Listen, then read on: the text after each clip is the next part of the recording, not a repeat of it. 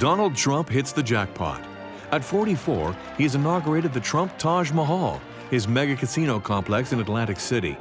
He's striding triumphantly between the gamblers who greet him warmly. But his triumph was elusive. In reality, the Trump empire is bankrupt. Between megalomania, downfall, and the urge for revenge, it's at this moment that Donald Trump's trajectory takes shape. I thought if he ran, he would win. And that it was clear that he was the combination of celebrity personality and populist message that a lot of people had been trying to put together for a long time.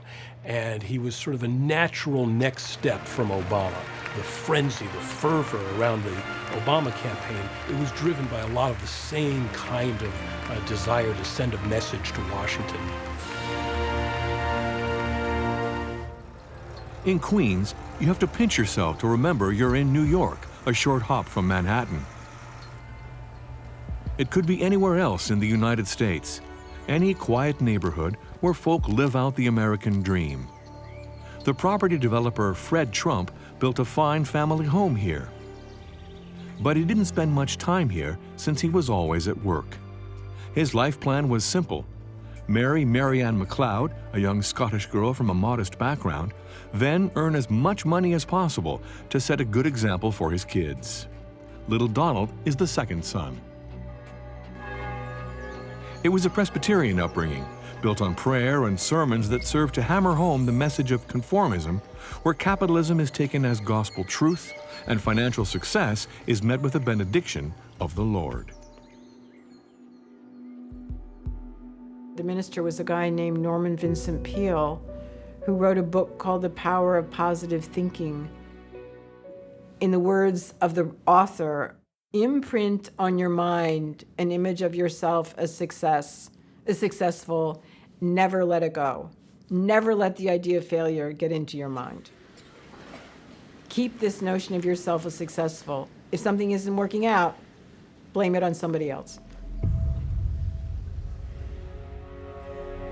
The whole family lived on the father's terms. Business was good for Fred Trump, who built housing all over Queens for demobilized soldiers. Little Donald wanted to win Fred's approval. He did, however, heed his father's advice.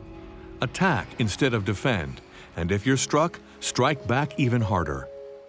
By the age of 13, he'd become unbearable, so he was sent away to military school. His father suddenly removed him from his community and sent him off to boarding school, a military boarding school. And that separation from his family, from his friends, from his neighborhood, from the things he knew, was highly traumatic for Donald Trump. It was a garbage dump for dunces and disturbed rich kids, put in the hands of disciplinarians who made them don a uniform and a set of powerful virile convictions. Some tried to survive by playing on the weaknesses in the system. Military schools for young men always had the reputation of being essentially prisons, reform schools. In military school, it's largely run by adolescent boys. And in my experience, there's nothing crueler than to be run by adolescent boys. So he had to learn to become a big bully. And this is part of the military school training. The school set out to control students through intensive sport training. It was at the heart of this model that the teenage Donald would spot the weak link. Donald told me about a lot of horrors that went on, about hazing and so forth. And the worst horror was this man, Theodore Tobias. It just was, he said he was a monster. I did find him a monster. On the one hand, there were some boys he liked very much, and others he didn't. I remember that Major Tobias, he would come in just like he was one of the boys and take a shower with us. And there was something kind of perverse about that, too. And so I believe Donald learned how to manipulate Tobias to get his own way. And I think that's the beginning of the Donald Trump that we know.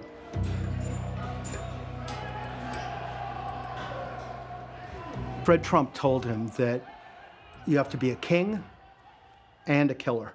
that was Tobias's feeling entirely also. And I think Donald did understand how to read Tobias and consequently began to think he'd learned how to read his father this way. Donald's first emancipation from his father was when he conquered Tobias and when essentially conquering his father. He said, I've done this now. And then he went on and had a very good success in military school. His parents were reassured. American values and those of his father had been drilled into Donald. It was only through the discipline and the rituals of the military school that he came to find a new place for himself. He became a leader of one of the student groups. He became someone who would bully other kids as a way of showing that he was in charge, he was the boss, that he had a high rank among the students. And he won, through that military school experience, a sense of himself as a leader in a military environment. Trump Village in Coney Island was Fred Trump's crowning glory, a complex of 7 vast housing blocks built in the 60s. This provided Donald with his first experience in real estate alongside his father.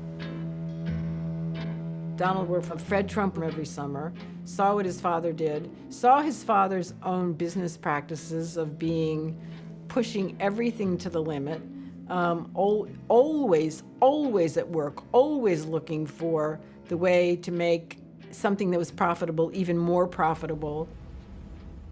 Donald's ascension alongside his father was the result of one of those tragedies that families would rather remain hidden.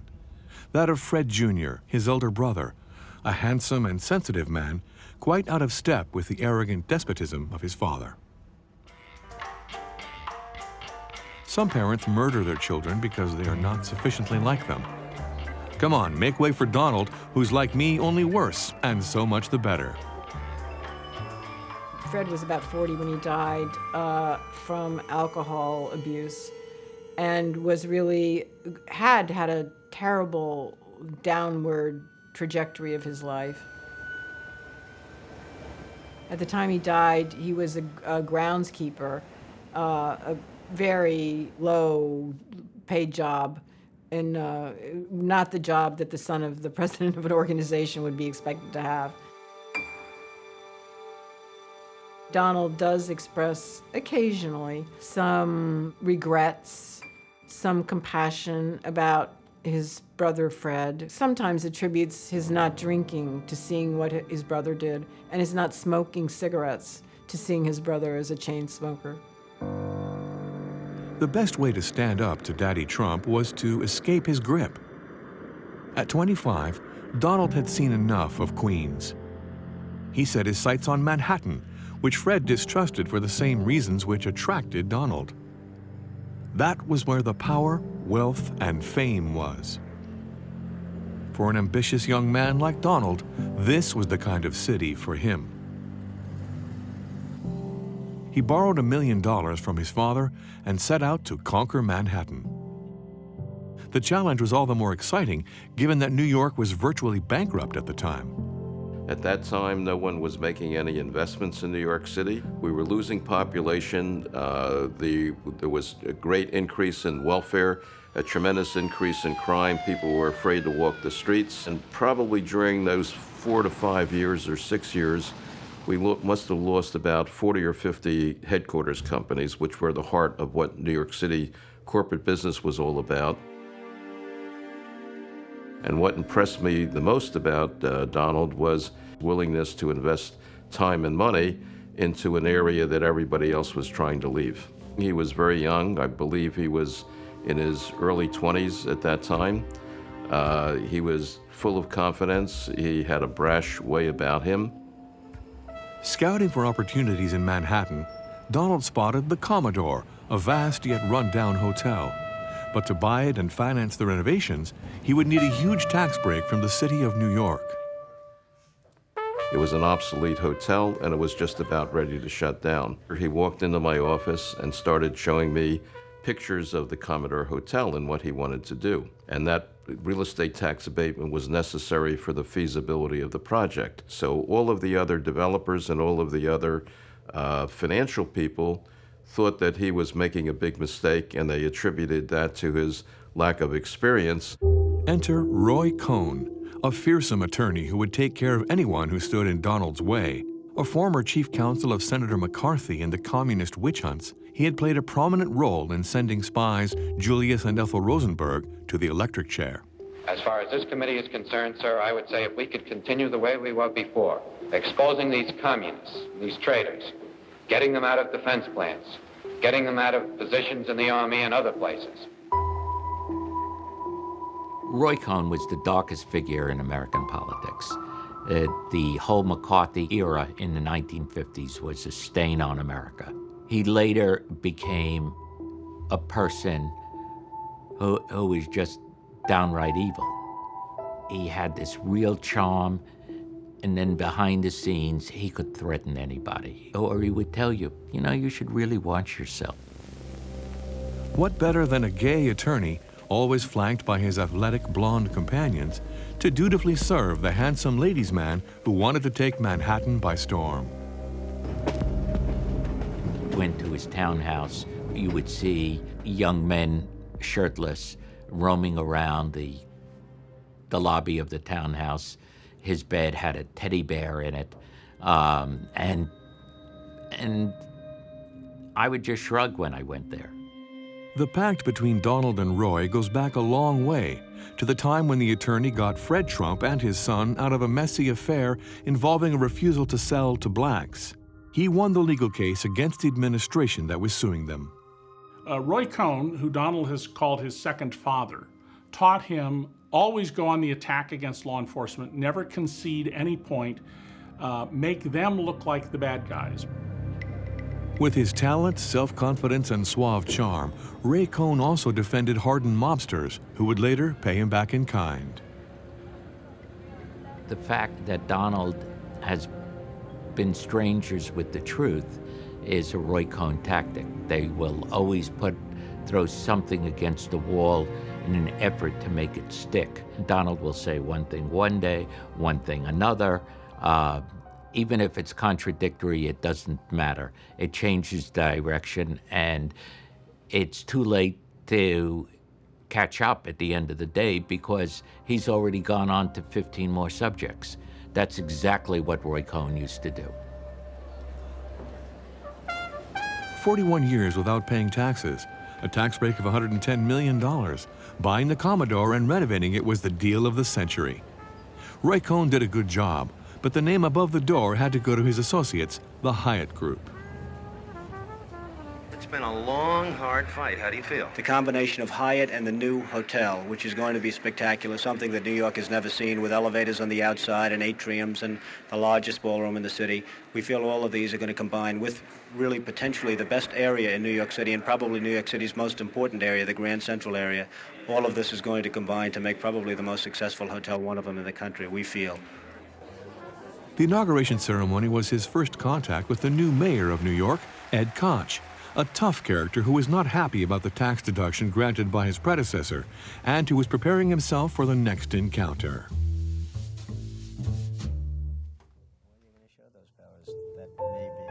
Maybe. Hopefully we'll show them together, Donald. Okay? With the success of the Commodore deal, Donald Trump burst onto center stage of big business in Manhattan. Where did you get the incentive?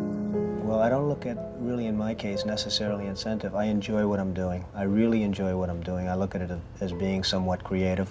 I think I thrive on what I do. I enjoy what I do. I like what I do. And it's not that I'm looking for anything, I just enjoy it. When I get up in the morning, I'm excited about the day. Who would you call if you were in trouble? Maybe I'll call you, Rana. You know, I mean, you're such a nice woman and you look like you know your way around, certainly, so maybe I'll give you a little buzz.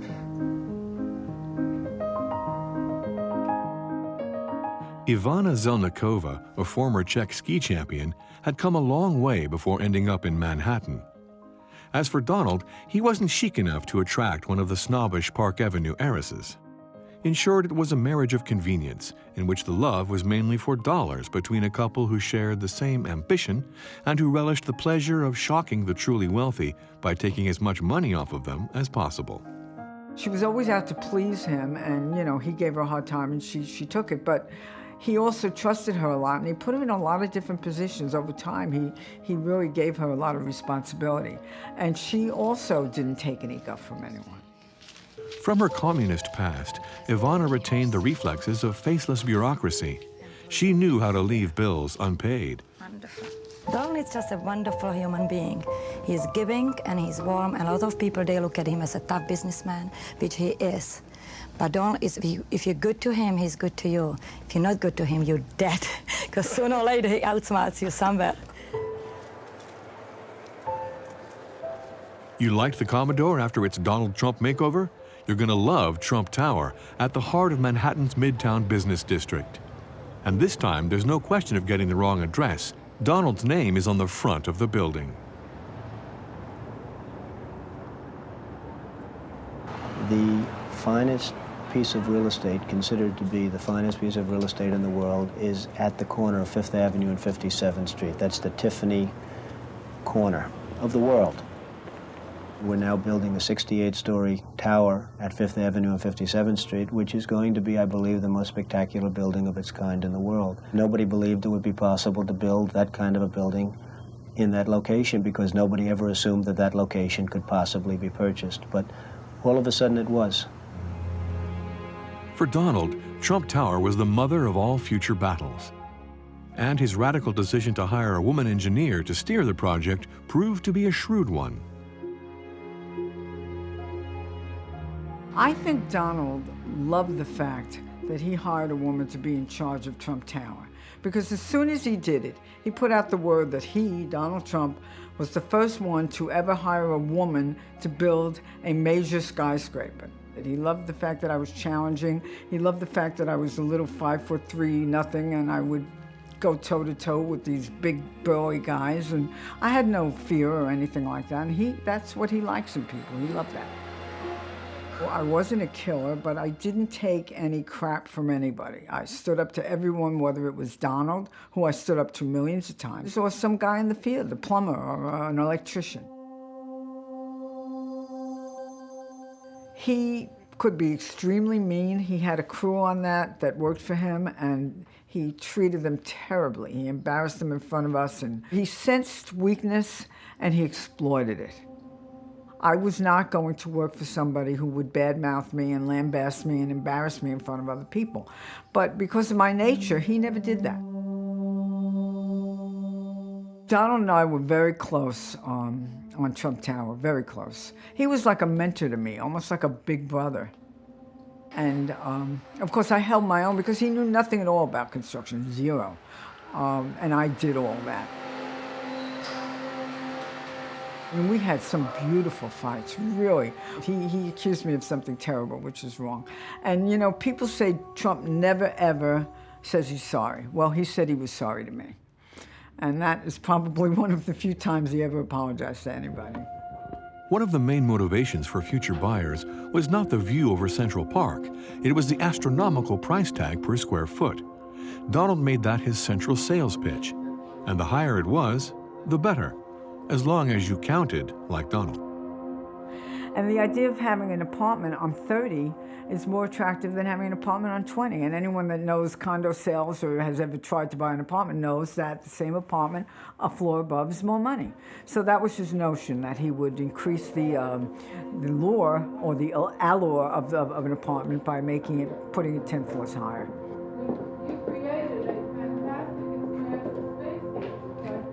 If you cheat, you're going to win. It's simple as that.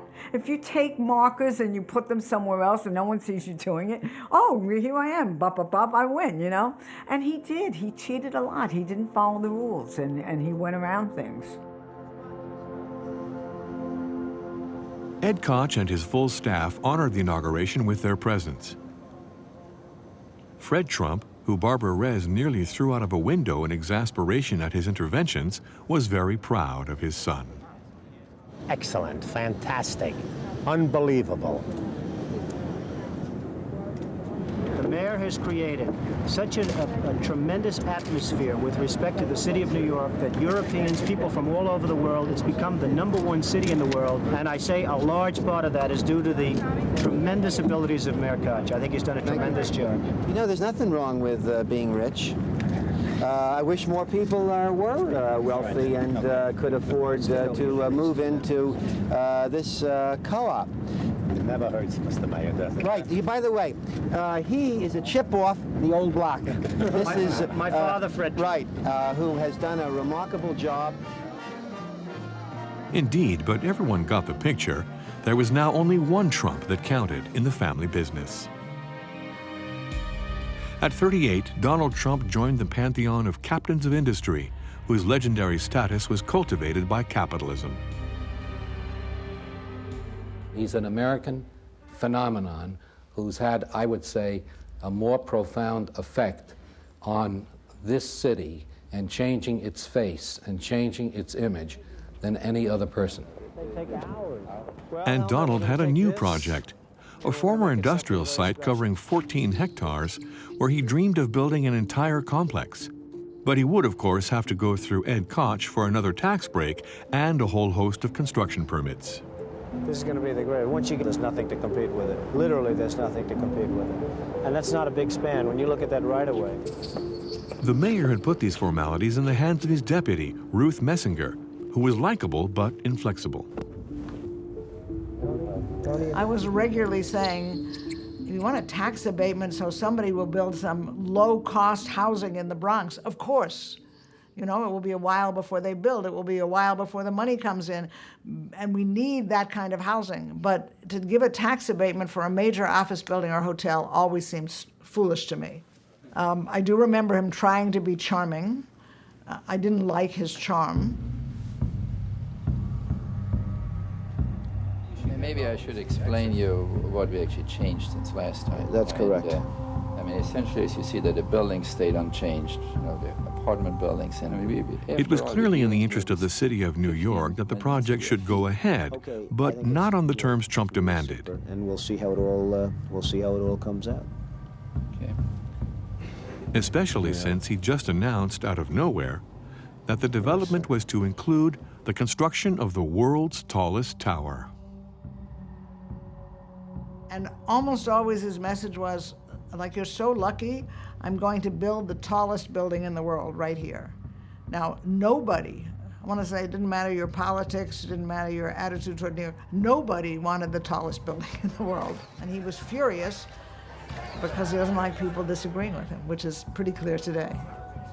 One solution to get around the obstacle was palling up with Koch himself. Ivana was sent on a charm offensive, but Koch turned a deaf ear when it came to the matter of the tower. Ed Koch bled for the city. He was a common man, a poor man, a man of the people who came up. He knew the basics of running. He told people the truth, and he was out there on the streets where everyone could see him and everyone could touch him. He was a magnet for everyone. For Donald, taking on Koch was a big deal because Koch was the biggest guy in the city. By taking him on, he suddenly becomes equal to Goliath.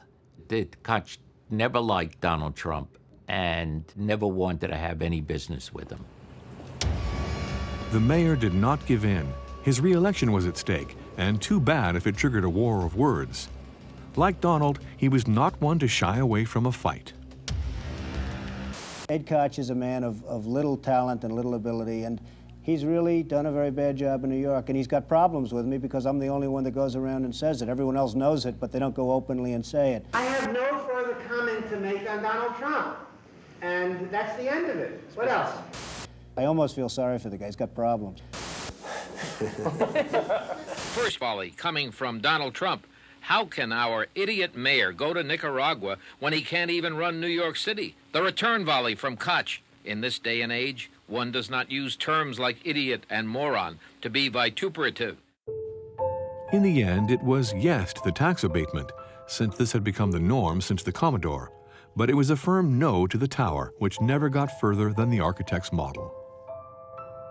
It's a solid development that added a great many units of housing to the city. As you know, the people who live there now are taking his name off the buildings, which says something about how they feel. But he did a lot of building. I mean, nobody would cheat him out of that.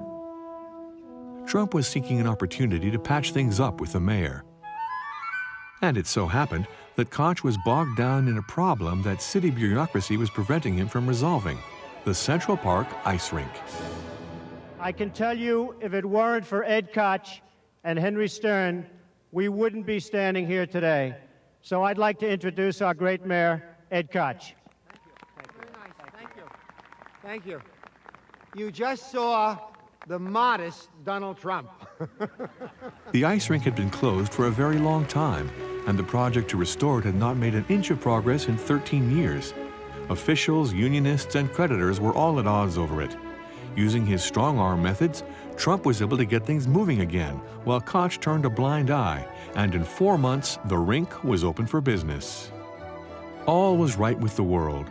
The inauguration of the new rink was a great moment of political hypocrisy for a wide-eyed New York. The mayor's responsible when something is not moving well, and Trump basically came and said, I will come in and fix it, and he did. That was probably one of the cleverest things he did, one of the most effective, and it's probably one of the things that made Koch furious. Trump's office window looked out not only on the ice rink, but also on the Plaza Hotel, a sort of Renaissance chateau on Central Park. Trump overpaid for the plaza, but this luxury midtown hotel was the ideal plaything for Ivana. My wife, Ivana, who's the subject.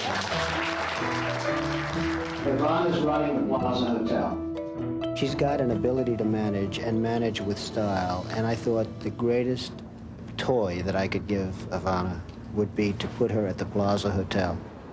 The Plaza Hotel was the perfect launchpad for a high society career. Even the famous Maria Shriver came to interview the new boss. He appointed you president of the Plaza, and he said, I'm going to pay my wife $1 a year and all the dresses she can afford. Is that enough compensation? Is that the right kind of compensation? You're working as a team, and you're working on the same thing. Donald owns it, and I own it. We own it together. I wouldn't ask him for a salary. I'm a traditional girl with European background. The man is the boss in the family. She cost him money, and she made problems in the field that were not necessary. But, you know, she did make some contributions. She had a hand in the design and also decorations and things like that. So she did play a role, absolutely, and he trusted her. The publication of The Art of the Deal positioned Trump as the quintessential self-made man for readers who did not look too closely. In that book, which is told in the first person, he came off as this sort of charming rogue, this kind of bad boy, but with such a flair that you kind of laughed and thought, oh, what a clever guy. When I first interviewed Donald Trump in his office, I was looking for that person, and I didn't find him. And I didn't even find a hint of him. I just found this guy who had no interest in introspection, no interest in history, no interest really in anything except telling me what a good job he'd done. Next, Trump embarked on a series of extravagant acquisitions. The over-the-top Mar-a-Lago villa in Palm Beach, Florida, 10,000 square meters of apartments with decor that made even Ivana wince. The yacht Trump Princess, acquired from the Saudi billionaire Khashoggi. But Ivana was not keen on cruising, and Trump didn't have sea legs, so the Trump Princess made do with sailing off the shores of Manhattan. I would say he's the populist millionaire or the proletariat millionaire, and astute enough as a millionaire, as I said, not to apologize because he's a millionaire.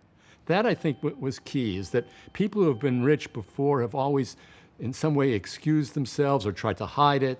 And here's Trump, he comes out and he says, I'm a millionaire, you can be a millionaire, here are the products I sell. The acquisition of an airline seemed more of a classic business venture. But the planes were old crates, resulting in frequent breakdowns, and the pilots were unhappy because the in-flight meals with caviar and champagne were not for them. And his whole focus is simply on getting cash quick and getting out and moving on to the next mark. Every self-respecting billionaire has his own American football team, so Trump acquired the New Jersey Generals, recruiting a bunch of top-flight players.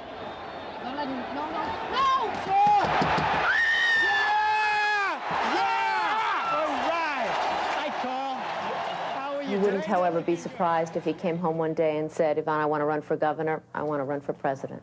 You're never surprised with Donald. You never know what he's up to next. He's full of surprises at all times. Would you say, no, I don't want that? Or would you say, let's go for it? I guess I would support my man. Trump's fortune spilled over to his family, and Roy Cohn was co-opted as the perfect newfound cousin. But amid the New York lifestyle of the time, Cohn contracted AIDS. He denied the evidence and scoffed at his looming demise. I'll tell you what I will be remembered for most. I will be Roy Cohn dies, was McCarthy's chief aide. No matter what I do, good, bad, indifferent, that's what it's going to be. What would I like it to be? I don't object to that. Roy Cohn's death was a disaster for Trump, who did not gauge the gravity of its consequences right away. The attorney had protected him from himself. He would no longer have anyone to clean up his mistakes and keep his megalomania in check. Donald said, "Where's my Roy Cohn?" And Roy Cohn was his protector, and that's what he's always looking for. Someone who could protect him and who could make sure that he gets by the day and doesn't get into trouble.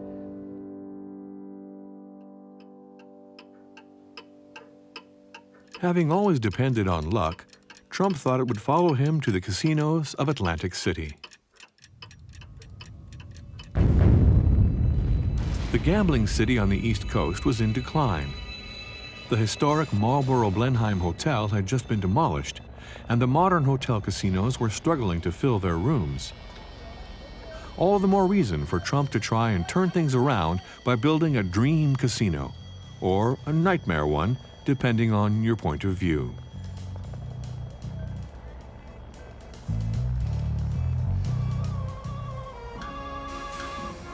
The grand opening of the Trump Taj Mahal Casino was held under a banner reading, "Have a great time." But Trump had heard some worrying noises coming from the banks. Indeed, good luck, Donald. Keep up the showmanship. None of your creditors are ready to follow you in your inevitable downfall.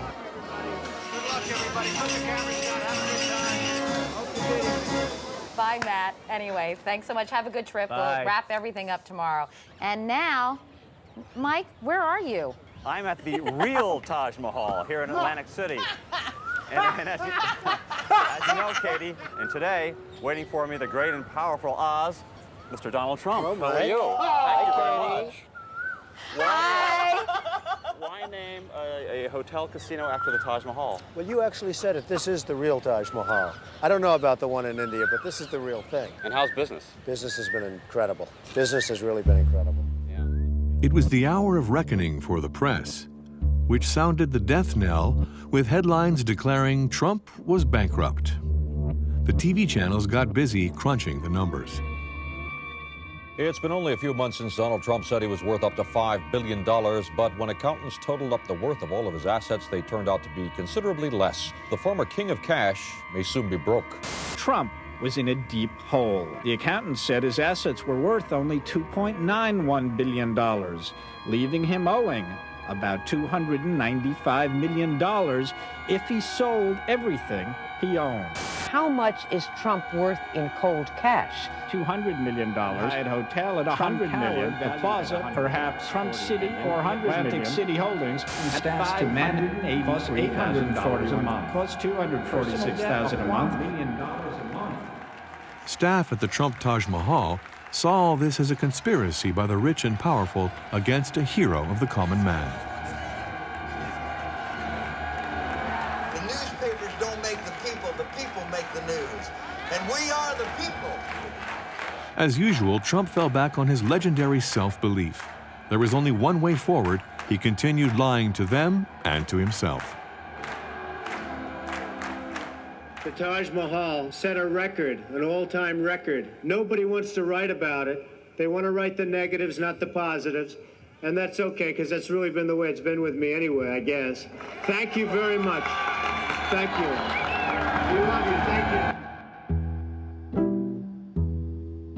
When people say something false, I attack those people, because the news gets away with murder, the news media. They go after people, and I watch it, and I'm not just talking about names. The difference between me and other people is I'll attack back. Well, I don't think I would be, but let's talk about what we talked about yesterday.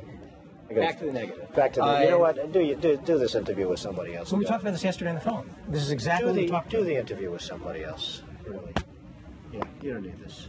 Do it with somebody else. And have a good time. Because frankly, you're a very negative guy, and I think it's very unfair reporting.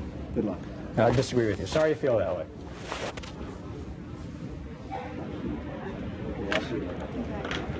There's nothing that we didn't discuss on the phone, Donald.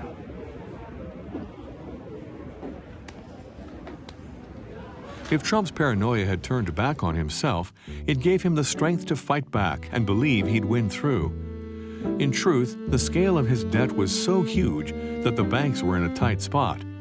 So there was still room to negotiate.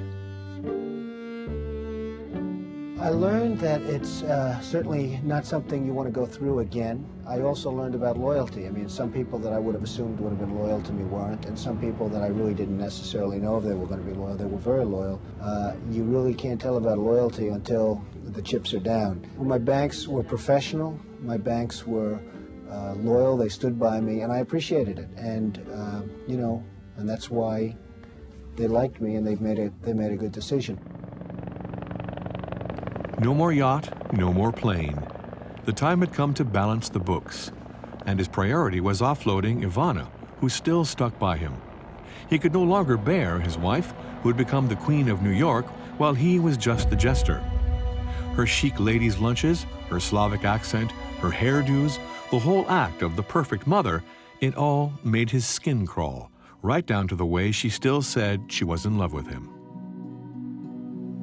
Is there anything you wouldn't support your man in? Oh, sure. Oh, sure. I wouldn't support him on a few things, but I wouldn't support if Donald would be running around and fooling around, you know, and that I couldn't live with. You know, I have a certain pride, and that I couldn't really go through, but otherwise I support him in anything.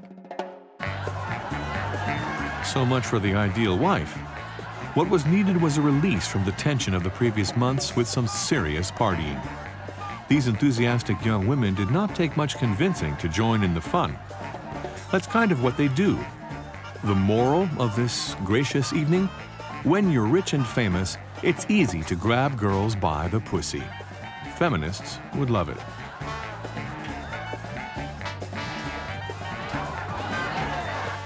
As for Marla Maples, the dazzling ambassador of a plastic surgery company, she had much more artistic ambitions, running a risque show off Broadway. Trump found himself drawn to the role of patron of the arts and financed the production. The theatrical reviews may have been short, but a new soap opera was underway. Trump now no longer had to use the excuse of a business meeting to get away. He appeared openly in public with Marla, and Ivana was left to call her lawyer. Outside La Grenouille, the most famous French restaurant in Manhattan, hundreds of reporters and paparazzi waited for Ivana, who had planned a discreet little brunch between girlfriends. Except someone had tipped off the press. The scandal was huge, and public opinion came down in favor of the wronged wife. Ivana just had to follow the example of those mink-clad blondes who practice divorce and alimony like a sport.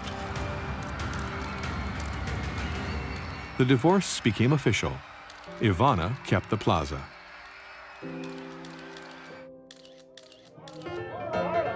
Donald looked delighted with the birth of little Tiffany, yes, just like the jewelers, Marla even more so. She holds on tight to her life insurance. You can never be too careful.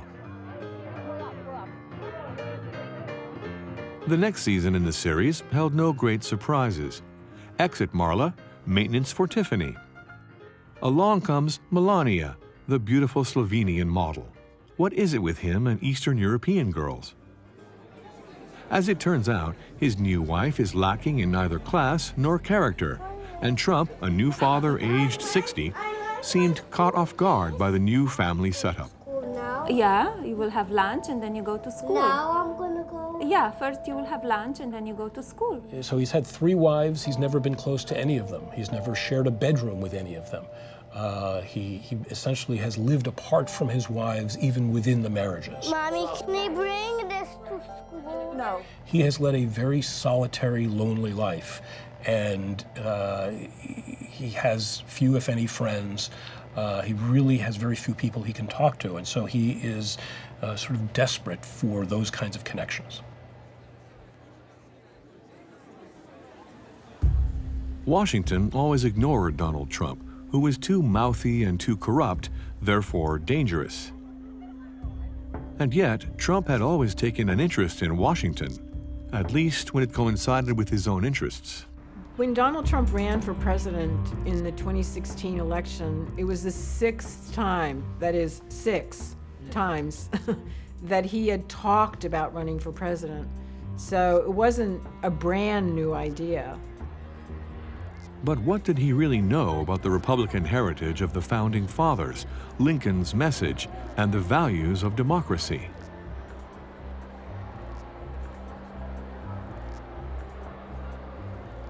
And he's never changed in any way.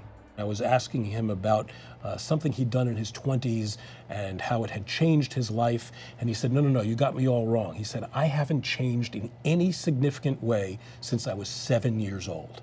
And he has that much insight into himself to realize that he really is unchanged.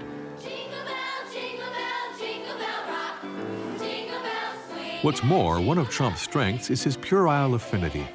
He always feels at ease and happy around children. And thank you for coming here. It's really nice. And enjoy your Christmas, and enjoy your Hanukkah, and enjoy everything. We'll have a good time. Go sing another song.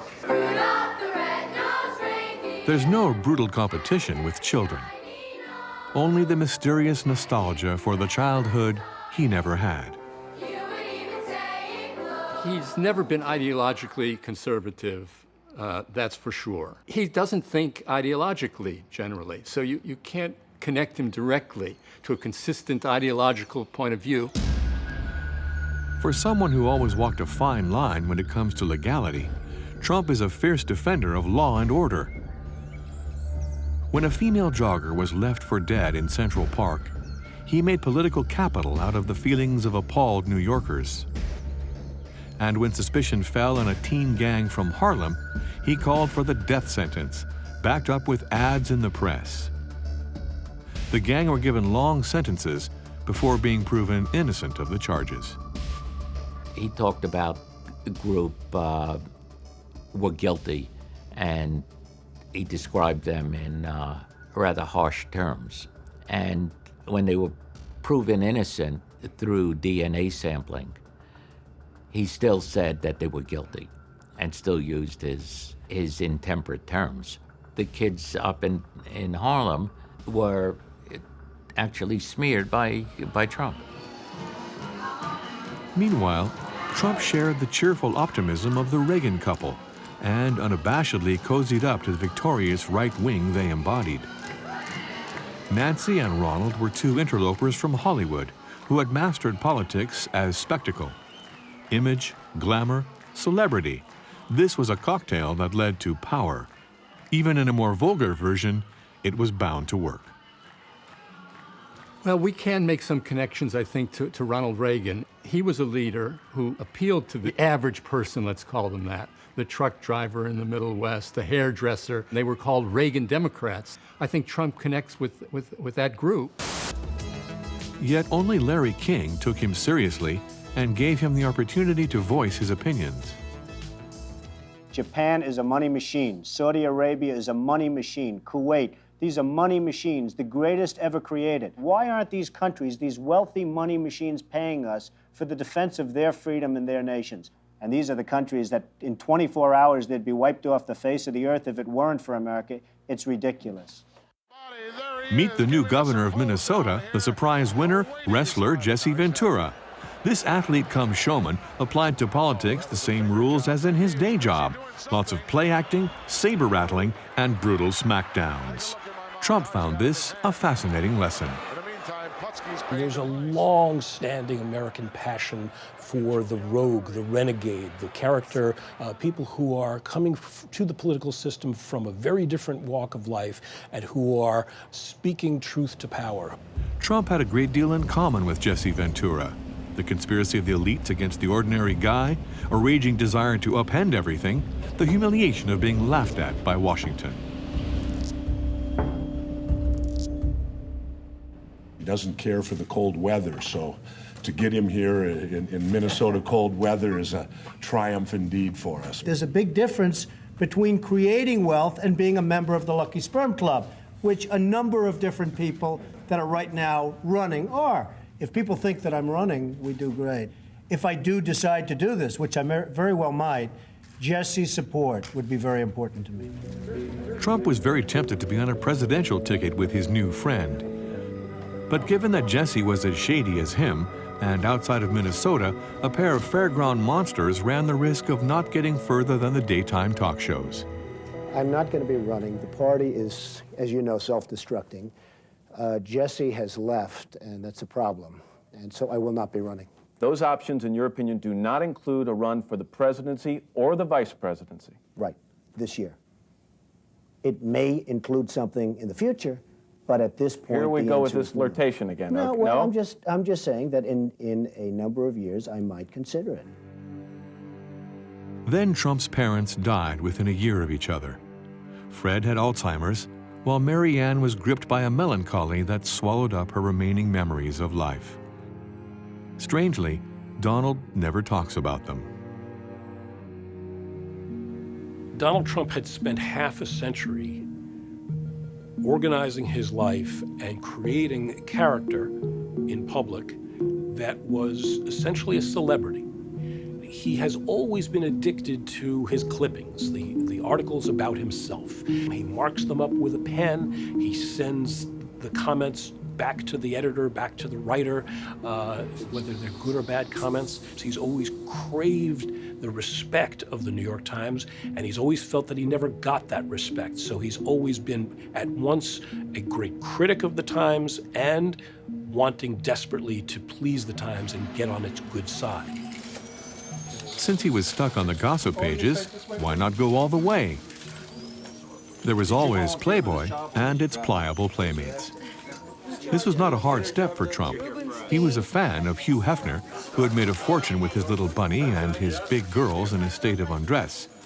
Overall, it was even more effective than the big newspapers, which looked down on him. And then along came this television program, The Apprentice, that put him into American living rooms, made him the big boss, the guy at the conference room, the man with this fancy apartment, with planes, with helicopters with his name on them, practically Louis XIV figure of enormous position and luxury and opulence and power. Trump had gone bust several times, but in the mind of the average American, that made him the kind of businessman who was always ready to start over. The format for The Apprentice involved shutting up 20 ambitious young wannabe entrepreneurs in Trump Tower, and the boss, Donald, decides which one is the killer worthy to work alongside him. And the show was very popular. Everyone knows watching it that it's not really real, but after about a minute and a half, everybody forgets that and thinks that it is real, that this is a real conference room, that this is really happening, that this is just real life. The show was a huge hit across the whole of the United States. In schoolyards and in the workplace, people mimicked Trump's catchphrase, "You're fired." Trump had pulled it off. He had become the big bad boss who keeps everyone entertained, the man they love to hate. Trump, with his finger of God, you know, you're fired, was very commanding and very dramatic. And I think this really elevated his stature to being somebody who could just take charge of the country and really get rid of all the mess and figure out who were the good people. He's going to sit in the White House in the Oval Office, and it's going to be the same thing. He'll know what to do. But Trump was approaching 70. The clock was ticking. The apprentice had conferred a miraculous impunity on him. There was no time to waste. As he said in one of his rare moments of self-insight, he could go out on Fifth Avenue and shoot somebody and it wouldn't affect Americans in any way. The hour of vengeance had come. Trump was going to rid those who had lost out on the American dream of their persecutors. The Clintons, who made out they were friends and who were always condescending while profiting from power to get rich. Barack Obama, Black, African, and Muslim, who pandered to lefty intellectuals. Did Trump believe the rhetoric he spouted? It makes no difference. It isn't necessary to be a politician to become president, and it isn't necessary to have come from the intellectual elite to become a president. Ladies and gentlemen, I am officially running for President of the United States, and we are going to make our country great again. Like the evil clown on the trail of Batman, who haunts the imagination of an innocent America, would Trump's Joker win the keys to the White House? Surely this was just another priceless farce from Donald.